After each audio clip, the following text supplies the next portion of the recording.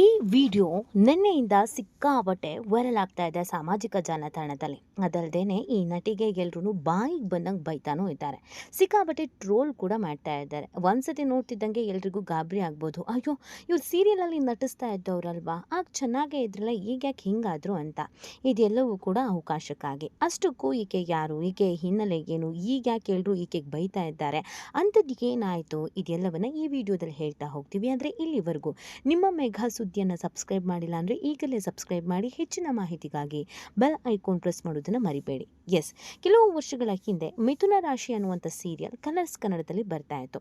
ಈ ಸೀರಿಯಲನ್ನು ನೋಡಿದವರಿಗೆ ರಾಶಿ ಅಂದರೆ ಯಾರು ಅಂತ ಗೊತ್ತಿದೆ. ಈಕೆ ಹೆಸರು ವೈಷ್ಣವಿ ಅಂತ.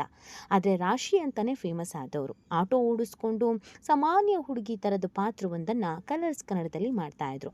ಇದೀಗ ಇನ್ನೊಂದು ಹೊಸ ಸೀರಿಯಲ್ನಲ್ಲೂ ಕೂಡ ಇವರು ಅಭಿನಯಿಸ್ತಾ ಇದ್ದಾರೆ. ಅಲ್ಲೂ ಕೂಡ ಅದೇ ಥರದ ಇನ್ನೋಸೆಂಟು ಮತ್ತು ಮುಗ್ಧ ಪಾತ್ರವನ್ನೇ ಅವ್ರು ಅಭಿನಯಿಸ್ತಾ ಇರೋದು. ಆದರೆ ನಿನ್ನೆ ಸಡನ್ನಾಗಿ ಒಂದು ಕಾರ್ಯಕ್ರಮಕ್ಕೆ, ಸಿನಿಮಾ ರಿಲೀಸ್ನ ಈವೆಂಟಿಗೆ ಬಿಚ್ಚೋಲೆ ಗೌರಮ್ಮ ಥರ ಬಂದ್ಬಿಟ್ರು. ಎಲ್ಲವನ್ನ ಕೂಡ ಎಕ್ಸ್ಪೋಸ್ ಮಾಡೋ ರೀತಿಯಲ್ಲಿ ಬಟ್ಟೆ ಹಾಕ್ಕೊಂಡು ಬಂದರು. ಇದು ನೋಡಿದ ನೆಟ್ಟಿಗರು ಹೌಹಾರಿದಂತೂ ಸತ್ಯ. ಈ ವಿಡಿಯೋ ಅಂತೂ ಸಾಮಾಜಿಕ ಜಾಲತಾಣದಲ್ಲಿ ಕೆಲವೇ ಕೆಲ ಕ್ಷಣಗಳಲ್ಲಿ ಹಲ್ಚಲ್ ಎಬ್ಬಿಸಿದಂತೂ ಸತ್ಯ. ಯಾಕೆ ಅಂತಂದರೆ, ಯಾವಾಗಲೂ ಮೈ ತುಂಬ ಬಟ್ಟೆ ಹಾಕಿಕೊಂಡು ಸಂಪ್ರದಾಯದಸ್ಥ ಹುಡುಗಿ ರೀತಿಯಾದಂಥ ಆ್ಯಕ್ಟಿಂಗ್ಗಳನ್ನು ಮಾಡಿಕೊಂಡು, ಪಾತ್ರಗಳನ್ನು ಮಾಡಿಕೊಂಡು ಇರ್ತಾ ಇದ್ದಂಥ ವೈಷ್ಣವಿ ಅವರನ್ನು ಎಲ್ಲರೂ ನೋಡಿದ್ದು ಅದೇ ಥರ. ಒಂದು ಇನ್ನೋಸೆಂಟ್ ಹುಡುಗಿ, ಒಂದು ಸಂಪ್ರದಾಯಬದ್ಧ ಮನೆತನಸ್ಥರದ ಹುಡುಗಿ ಹೇಗೆ ಇರ್ತಾರೋ ಹಾಗೇ ಬಟ್ಟೆ ಹಾಕ್ಕೊಂಡು ರೆಡಿಯಾಗಿ ಯಾವಾಗಲೂ ಸೀರಿಯಲಲ್ಲಿ ಇರ್ತಾಯಿದ್ರು. ಆದರೆ ಇತ್ತೀಚೆಗೆ ಸ್ವಲ್ಪ ಎಕ್ಸ್ಪೋಸ್ ಮಾಡೋದು ಜಾಸ್ತಿನೇ ಆಗಿದೆ. ಅವರ ಇನ್ಸ್ಟಾಗ್ರಾಮ್ ಮತ್ತು ಅವರ ಸೋಷಿಯಲ್ ಮೀಡಿಯಾ ಪ್ಲ್ಯಾಟ್ಫಾರ್ಮನ್ನು ಗಮನಿಸಿದರೆ ಗೊತ್ತಾಗುತ್ತೆ. ಇತ್ತೀಚೆಗೆ ಅವರು ಸ್ವಲ್ಪ ಮಟ್ಟಿಗೆ ಎಕ್ಸ್ಪೋಸ್ ಮಾಡೋದು, ಅಟ್ರಾಕ್ಟ್ ಆಗೋ ರೀತಿಯಲ್ಲಿ ಫೋಟೋಸ್ಗಳನ್ನು ಹಾಕುವಂಥದ್ದು, ಈ ಥರದ್ದು ಮಾಡ್ತಾಯಿದ್ರು. ಅದು ಕೂಡ ಒಂದಷ್ಟು ಜನ ಕಮೆಂಟ್ ಮಾಡಿ ಹೇಳಿದ್ದುಂಟು, ಯಾಕೆ ಈ ಥರದ್ದೆಲ್ಲ ಬಟ್ಟೆ ಹಾಕ್ತೀರಾ, ನೀವು ತುಂಬ ಮುಗ್ಧರಾಗಿ ಕಾಣಿಸ್ಕೊಳ್ತೀರಾ, ಮೈ ತುಂಬ ಸೀರೆ ಉಡಿ, ನೀವು ಟ್ರೆಡಿಷ್ನಲ್ ಆಗಿದ್ರೇ ಚೆನ್ನಾಗಿ ಕಾಣಿಸ್ತೀರಾ, ತುಂಬ ಅಟ್ರಾಕ್ಟಿವ್ ಅನಿಸ್ತೀರಾ, ಆ ಥರನೇ ನೀವು ತುಂಬ ಚೆನ್ನಾಗಿ ಕಾಣಿಸ್ತೀರಾ ಅಂತ.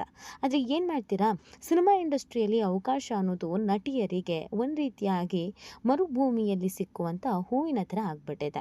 ಎಷ್ಟೋ ಬಾರಿ ನಟಿಯರು ಚೆನ್ನಾಗಿದ್ರು, ಚೆನ್ನಾಗಿ ನಟಿಸ್ತಾ ಇದ್ರು, ಅವ್ರಿಗೆ ಅವಕಾಶಗಳೇ ಸಿಗೋದಿಲ್ಲ. ಅದಕ್ಕೆ ನಾನಾ ರೀತಿಯಾದಂಥ ಕಾರಣಗಳಿದೆ. ಆದರೆ ಒಮ್ಮೆ ನೀವು ಹೀರೋಯಿನ್ ಆಗಿ ಇಂಡಸ್ಟ್ರಿಗೆ ಎಂಟ್ರಿ ಕೊಟ್ಟ ಮೇಲೆ, ಅದು ಕಿರುತೆರೆ ಆಗಲಿ ಅಥವಾ ಹಿರಿತೆರೆ ಆಗಲಿ, ಅದನ್ನು ಹಾಗೇ ಮೇಂಟೈನ್ ಮಾಡೋದು ಕಷ್ಟ ಆಗುತ್ತೆ. ಒಂದು ಪ್ರಾಜೆಕ್ಟ್ ಮುಗಿದ್ಮೇಲೆ ಇನ್ನೊಂದು ಪ್ರಾಜೆಕ್ಟ್ ಸಿಗಲಿಲ್ಲ ಅಂತ ಅಂದರೆ ಅವಕಾಶಗಳು ಇಲ್ದೇ ಬೀದಿಯಲ್ಲಿ ಬೇಕಾಗತ್ತೆ. ಏನೂ ಇಲ್ಲ ಅಂತ ಹೇಳಿದ್ರೆ ಮೂಲೆ ಗುಂಪಾಗತ್ತೆ. ಆನ್ ಸ್ಕ್ರೀನಲ್ಲಿ ಯಾವಾಗಲೂ ಕಾಣಿಸ್ಕೊಳ್ತಾ ಇರಲಿಲ್ಲ ಅಂತಂದರೆ ಅವ್ರನ್ನ ಜನ ಮರ್ತೇ ಬಿಡ್ತಾರೆ. ಡೈರೆಕ್ಟರು ಮರ್ತು ಬಿಡ್ತಾರೆ, ನಿರ್ಮಾಪಕರು ಮರೆತು ಬಿಡ್ತಾರೆ. ಅವಕಾಶಗಳು ಸಿಗೋದು ತೀರಾ ಕಷ್ಟ ಆಗುತ್ತೆ. ಇವರು ಕೂಡ ಕನ್ನಡ ಇಂಡಸ್ಟ್ರಿ ಆದ ನಂತರ ತೆಲುಗು, ಬೇರೆ ಬೇರೆ ಭಾಷೆಯಲ್ಲಿ ಸೀರಿಯಲ್ ಮಾಡಿದ್ದುಂಟು, ಹೆಸರು ಸಂಪಾದಿಸಿದ್ದುಂಟು. ಆದರೆ ಸಿನಿಮಾದಲ್ಲಿ ನಟಿಸಬೇಕು ಅನ್ನುವಂಥ ಮಹದಾಸೆ. ಸಿನಿಮಾದಲ್ಲಿ ಈಗಾಗಲೇ ಅನೇಕ ನಟಿಯರು ಮಿಂಚ್ತಾ ಇದ್ದಾರೆ. ಆ ಸಿನಿಮಾದಲ್ಲಿ ನಟಿಸಿ ಜೈ ಅನ್ನಿಸ್ಕೊಂಡು ಹೆಸರನ್ನು ಸಂಪಾದಿಸೋದು ಅಂತಂದರೆ ಅದಷ್ಟು ಈಸಿ ಕೆಲಸನೂ ಖಂಡಿತವಾಗಿಯೂ ಅಲ್ಲ. ಅದಕ್ಕೊಂದಷ್ಟು ಹೆಸರನ್ನು ಸಂಪಾದಿಸಬೇಕು, ಅದ್ರ ಜೊತೆಗೆ ಅವಕಾಶಗಳು ಸಿಗಬೇಕು ಅಂತಂದರೆ ಎಕ್ಸ್ಪೋಸ್ ಮಾಡಬೇಕು, ಬಾಡಿ ತೋರಿಸ್ಬೇಕು, ತುಂಬಾ ಬೋಲ್ಡಾಗಿ ಇರಬೇಕು. ಈಗ ವೈಷ್ಣವಿ ಮಾಡಿದ್ದು ಕೂಡ ಅದೇನೆ. ಇಷ್ಟು ದಿನ ಸಿಂಪಲ್ ಆಗಿ ಟ್ರೆಡಿಷ್ನಲ್ ಆಗಿ ಕಾಣ್ತಾ ಇದ್ದವರು ಮೊನ್ನೆ ಬಂದಂಥ ಕಾರ್ಯಕ್ರಮದಲ್ಲಿ ಎಲ್ಲ ಬಿಚ್ಕೊಂಡೇ ಬಂದಿದ್ರು. ಎಷ್ಟರ ಮಟ್ಟಿಗೆ ಎಕ್ಸ್ಪೋಸ್ ಮಾಡಿದ್ರು ಅಂತ ಅಂದರೆ, ಜನ ಹೌಹಾರು ಅಷ್ಟರ ಮಟ್ಟಿಗೆ ಎಕ್ಸ್ಪೋಸ್ ಮಾಡಿದ್ರು. ಇದನ್ನು ನೋಡಿ ತುಂಬ ಜನ ಕೆಟ್ಟದ ಕಮೆಂಟ್ ಹಾಕಿದ್ದು ಇದೆ. ಅಮ್ಮ ತಾಯಿ, ಮೈ ತುಂಬ ಬಟ್ಟೆ ಹಾಕ್ಕೊಂಡು ಬಾರಮ್ಮ, ನಿನಗೆ ಯಾರಮ್ಮ ಬಟ್ಟೆ ಹಾಕಬೇಡ ಅಂತ ಹೇಳಿದ್ದು. ಹೀರೋಯಿನ್ ಆದರೆ ಎಲ್ಲ ಮುಖ ನೋಡ್ತಾರೆ, ನಿಮ್ಮ ಅಂದ ಚಂದ ನೋಡ್ತಾರೆ, ನಿಮ್ಮ ಸ್ಮೈಲ್ ನೋಡ್ತಾರೆ, ನಿಮ್ಮ ಕಣ್ಣು ಎಷ್ಟು ಅಟ್ರಾಕ್ಟಿವ್ ಆಗಿದೆ ಅನ್ನೋದನ್ನು ನೋಡ್ತಾರೆ. ಅದನ್ನು ಬಿಟ್ಟು ನಿಮ್ಮ ದೇಹದ ಎದೆಯ ಭಾಗವನ್ನು ಅಥವಾ ಇನ್ಯಾವುದನ್ನು ನೋಡಲ್ಲ. ನೀವ್ಯಾಕೆ ಬರ್ತಾ ಇಷ್ಟರ ಮಟ್ಟಿಗೆ ವರ್ಸ್ಟ್ ಆಗ್ತಾ ಇದ್ದೀರಾ? ನಿಮಗೆ ಅವಕಾಶನೇ ಮುಖ್ಯನಾ? ನೀವು ಕನ್ನಡ ನಾಡಿನ ಹೆಣ್ಣು ಮಕ್ಕಳು, ಮೈ ತುಂಬ ಬಟ್ಟೆ ಹಾಕಿ ಅದನ್ನು ಹೊರತುಪಡಿಸಿ ಈ ರೀತಿ ಈ ಹಂತಕ್ಕೆ ಇಳಿಯೋದು ಎಷ್ಟು ಮಟ್ಟಿಗೆ ಸರಿ ಅನ್ನೋದನ್ನು ಅನೇಕರು ಕಮೆಂಟ್ ಹಾಕಿದ್ದಾರೆ. ಯಾಕೆ ಅಂತ ಹೇಳಿದ್ರೆ, ಮೊದಲಿನಿಂದಲೂ ಈ ಮಿಥುನ ರಾಶಿ ಅಂತಂದರೆ ವೈಷ್ಣವಿ ತುಂಬಾ ಎಕ್ಸ್ಪೋಸ್ ಮಾಡ್ಕೊಂಡಿದ್ದಿದ್ರೆ ಆಕೆಗೆ ಇವತ್ತಿಗೆ ಈ ಥರದ್ದು ಸಮಸ್ಯೆ ಆಗ್ತಿರ್ಲಿಲ್ಲ.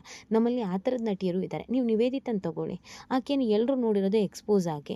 ಸೊ ಹಾಗಾಗಿ ಆಕೆ ಏನು ಎಕ್ಸ್ಪೋಸ್ ಮಾಡಿದ್ರು ಆಕೆ ಅಯ್ಯೋ ಬಿಡಿ ಹಾಗೆ ಅಂತ ಅಂದ್ಕೊಂಡು ಸುಮ್ಮನೆ ಹಾಕ್ತಾರೆ. ಕೆಲವರು ಅಲ್ಲೂ ಹೋಗಿ ಕೆಟ್ಟ ಕಮೆಂಟ್ಗಳನ್ನು ಹಾಕ್ತಾರೆ. ಬಟ್ ಅವ್ರು ಅಷ್ಟೇ ಬೋಲ್ಡ್ ಆಗಿರ್ತಾರೆ. ಆದರೆ ನೀವು ಟ್ರೆಡಿಷ್ನಲ್ ಆಗಿ ಕಾಣಿಸ್ಕೊಳ್ತಾ ಇದ್ದು ಏಕ್ದಮ್ ಯಾವುದೋ ಒಂದು ಕಾರ್ಯಕ್ರಮದಲ್ಲಿ ಎಲ್ಲವನ್ನೂ ಎಕ್ಸ್ಪೋಸ್ ಮಾಡ್ಕೊಂಡು ಬರ್ತೀರಾ ಅಂತಂದರೆ ನಮ್ಮ ಜನಕ್ಕೆ ಅದನ್ನು ಒಪ್ಕೊಳ್ಳೋದಕ್ಕೆ ಅಥವಾ ಅದನ್ನು ಸ್ವೀಕರಿಸೋಕ್ಕೆ ಕಷ್ಟ ಆಗುತ್ತೆ. ಈ ವೈಷ್ಣವಿ ಅವರ ವಿಚಾರದಲ್ಲಿ ಆಗಿದ್ದು ಹಾಗೇನೆ. ಸಡನ್ನಾಗಿ ಯಾವತ್ತೂ ಆ ಥರ ಕಾಣಿಸ್ಕೊಳ್ದೇ ಇದ್ದರು, ಮೈತುಂಬ ಬಟ್ಟೆ ಹಾಕ್ಕೊಂಡು ಬರ್ತಾ ಇದ್ದರು, ಬಿಚ್ಕೊಂಡು ಬಂದಿದ್ದು ಎಲ್ರಿಗೂ ಆಶ್ಚರ್ಯ ಆಯಿತು.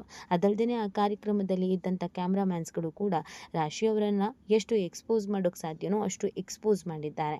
ಇದು ಸೋಷಿಯಲ್ ಮೀಡಿಯಾದಲ್ಲಿ ಸಿಕ್ಕಾಪಟ್ಟೆ ಹಾಟ್ ಆ್ಯಂಡ್ ಟ್ರೆಂಡಿಂಗ್ ಆದಂಥ ವಿಡಿಯೋ ಸದ್ಯಕ್ಕಾಗಿದೆ. ಕೆಲವರು ಬಾಯಿ ಮೇಲೆ ಬೆರಳಿಟ್ಟು ಈ ಹುಡುಗಿಗೆ ಯಾಕಪ್ಪ ಬೇಕಿತ್ತು ಅಂತಿದ್ರೆ, ಇನ್ನು ಕೆಲವರು ಸಖತ್ತಾಗಿ ಬಂದಿದ್ಯಾ ಅಂತ ಹೇಳ್ತಾ ಇದ್ದಾರೆ. ಇನ್ನು ಕೆಲವರು ಛೀಮಾರಿ ಹಾಕ್ತಾ ಇರೋದು ಕೂಡ ಇದೆ. ಅವಕಾಶಕ್ಕಾಗಿ ಈ ಹಂತಕ್ಕೆ ನಮ್ಮ ನಟಿಮಣಿಯರು ಇಳಿಬಾರ್ದು. ನಿಮ್ಮ ನಟನೆಯಿಂದ ನಿಮಗೆ ಪಾತ್ರಗಳು ಸಿಗಬೇಕು. ಅದನ್ನು ಬಿಟ್ಟು ನೀವು ಬಟ್ಟೆ ಬಿಚ್ಚೋದ್ರಿಂದ ನಿಮಗೆ ಪಾತ್ರಗಳು ಸಿಗಬಾರ್ದು. ಮೊದಲು ಮೈತುಂಬ ಬಟ್ಟೆ ಹಾಕೋದನ್ನು ಕಲೀರಿ. ಹಾಲಿವುಡ್ಡು ಬಾಲಿವುಡ್ಡು ನಟಿಯವ್ರ ಥರ ನೀವು ಆಡೋದಕ್ಕೆ ಹೋಗಬೇಡಿ. ನಮಗೆ ನಮ್ಮ ನೆಲಕ್ಕೆ ಯಾವ ಥರದ ಸಂಸ್ಕಾರ ಬೇಕೋ ಅದೇ ಥರ ಇರೋದನ್ನು ಕಲ್ತ್ಕೊಳ್ಳಿ ಅಂತ ಕೆಲವರು ಕಿವಿ ಹಿಂಡಿದ್ದು ಇದೆ, ಬುದ್ಧಿ ಹೇಳಿದ್ದು ಇದೆ. ಆದರೆ ಇದು ಯಾವುದ್ರ ಬಗ್ಗೆಯೂ ಈಕೆ ತಲೆ ಕೆಡಿಸ್ಕೊಂಡಂಗೆ ಕಾಣಿಸ್ತಾ ಇಲ್ಲ. ಆದರೆ ಕೆಲವೊಮ್ಮೆ ಆ ಪಾತ್ರಗಳು ಜನರನ್ನು ಕಾಡ್ತಾ ಇರುತ್ತೆ. ಆ ಪಾತ್ರದಲ್ಲಿ ನೋಡಿದವರು ಅವ್ರನ್ನ ಹಾಗೇ ನೋಡೋದಕ್ಕೆ ಇಷ್ಟಪಡ್ತಾರೆ. ಏಕ್ದಮ್ ಆಗಿ ಇವ್ರು ಹೀಗೆ ಬಂದಿದ್ದು ಜನಕ್ಕೆ ಇಷ್ಟ ಆಗಿಲ್ಲ. ನೀವು ಕೂಡ ಆ ವಿಡಿಯೋ ನೋಡಿದ್ರ? ಆ ವಿಡಿಯೋ ನೋಡಿ ನಿಮ್ಗೇನು ಅನಿಸ್ತು ಅನ್ನೋದನ್ನು ನೀವು ಕೂಡ ಕಮೆಂಟ್ ಮಾಡಿ ನಿಮ್ಮ ಅನಿಸಿಕೆಯನ್ನು ತಿಳಿಸಬಹುದು.